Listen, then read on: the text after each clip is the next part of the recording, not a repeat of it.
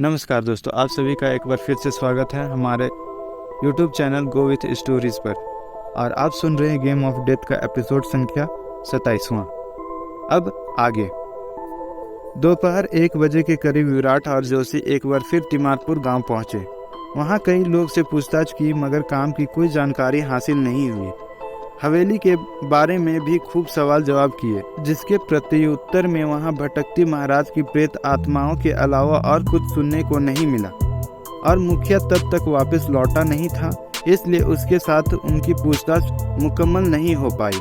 थक हार कर दोनों वहां से निकले तो गांव के बाहर मौजूद सरकारी स्कूल के सामने पहुंचकर विराट ने गाड़ी रोक दी। क्या हुआ सर? जोशी ने पूछा।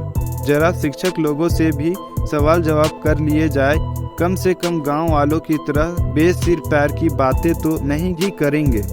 गाड़ी को स्कूल के बाहर खड़ा करके दोनों भीतर दाखिल हुए और प्रिंसिपल के कमरे में पहुंचे। वहां कुल जमा 4 लोग मौजूद थे, जिनके हाव भाव बताते थे कि सब के सब शिक्षक ही थे। विराट ने अपना परिचय दिया तो तुरंत चारों की अटेंशन उसे हासिल हो गई। कहिए इंस्पेक्टर साहब, प्रिंसिपल ने पूछा। कैसे आना हुआ? कुछ सवाल करना चाहता हूँ। कैसे सवाल? चंद्रशेखर महाराज की हवेली के बारे में क्या जानते हैं आप लोग? सुनकर सब एकदम से सकपका से गए। बात क्या है? एक ने पूछा।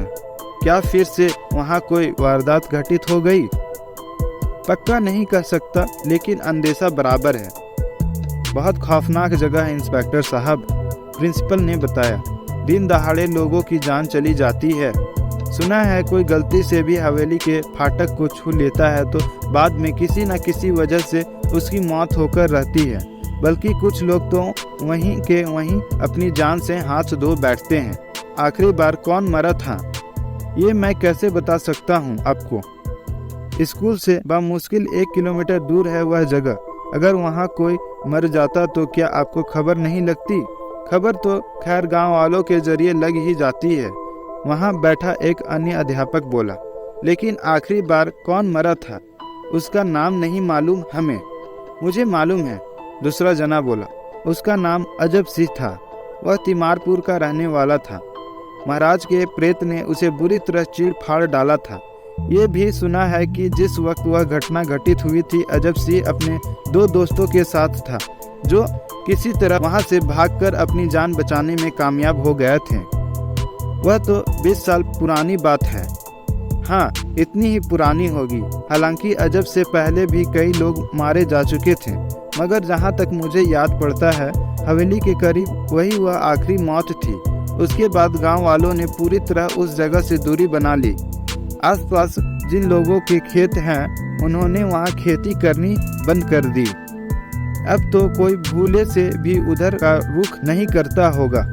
हाँ, बाहर का कोई बंदा पहुंचकर अपनी जान गंवा बैठा हो तो नहीं कह सकते। इसके अलावा कोई बात जो उसे अभी सब करार देती हो। अमावस की रात को वहां से किसी के जोर जोर से हंसने की आवाज आती है, या हवेली के ऊपर लगा घंटा बजने लग जाता है। ये भी सुना है कि उधर से रात बिरात गुजरने वाले लोगों में से बहुत से बाद में यूं बीमार पड़े कि अपनी जान से हाथ धो बैठे। हंसने की आवाज आप में से किसी ने सुनी है कभी? हाँ जी, सुनी है।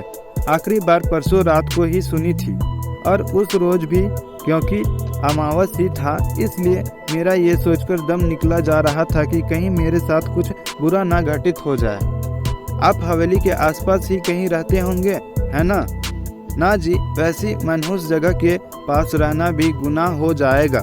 हाँ, गांव मेरा तिमारपुर ही है, जहाँ से हवेली की दूरी 1.5-2 किलोमीटर से कम तो क्या होगी। फिर भी आवाज आप तक पहुंच गई? नहीं, बात यह है कि शनिवार की रात में मैं पवल में एक पार्टी अटेंड करके वापस लौट रहा था। रास्ते में जब हवेली के सामने से गुजरा तो ठहाके की आवाज मेरे कानों में पड़ी। सुनते के साथ ही मैंने मोटरसाइकिल की स्पीड बढ़ा दी और घर पहुंचकर ही दम लिया। तब वक्त कितना हुआ था? 12:15 के आसपास का रहा होगा, क्योंकि 12:20 तक तो मैं अपने घर के भीतर था। और कुछ? मेरी बीवी ने भी उसे देखा था। किसे? महाराज के भूत को? विराट ने हैरानी से पूछा। पक्का नहीं मालूम, लेकिन उसके अलावा और भला कौन हो सकता था? देखा क्या था? एक खूब बड़ी दानव आकृति को हवेली के ऊपर तैरते हुए। देख कैसे पाए? क्या हवेली के पास गई थी? नहीं जी, बात यह है कि गांव में हमारा 3 मंजिला घर है जिसकी छत से हवेली साफ दिखाई देती है। कुसुम को नींद न आने की बीमारी है, इसलिए अक्सर छत पर टहलने निकल जाती थी। उस रोज भी वही कर रही थी, तभी वह नज़ारा देखा था उसने। देखकर यूं डरी कि महीनों तक बिस्तर से उठ तक नहीं पाई। अब तो उसका हाल ये है कि क्या रात और क्या दिन, छत पर कदम ही नहीं रखती। वह भी अमावस की ही रात रही होगी। जी हाँ, ठीक है साहबान, विराट उठता हुआ बोला। वक्त देने के लिए आप सभी का बहुत बहुत धन्यवाद। अरे चाय तो पीकर जाइए, प्रिंसिपल बोला। फिर कभी। शुक्रिया। तत्पश्चात दोनों बाहर आकर गाड़ी में सवार हो गए। अब क्या कहते हैं सर? जोशी ने हंसते हुए गाड़ी आगे बढ़ा दी। हवेली में भूत है या नहीं? अगर है तो जरूर पुलिस से डरते होंगे, वरना कल जिस वक्त हम भीतर थे हमला जरूर किया होता। वह तो रात में करते हैं सर। ठीक है, फिर आज की रात हम हवेली में ही गुजारेंगे। मुझे तो माफ़ ही कर दीजिए, और आपको भी ऐसी सलाह नहीं दूंगा मैं, जैसे मैं चला ही जाता रात को वहाँ, कहकर वह हौले से हंस पड़ा।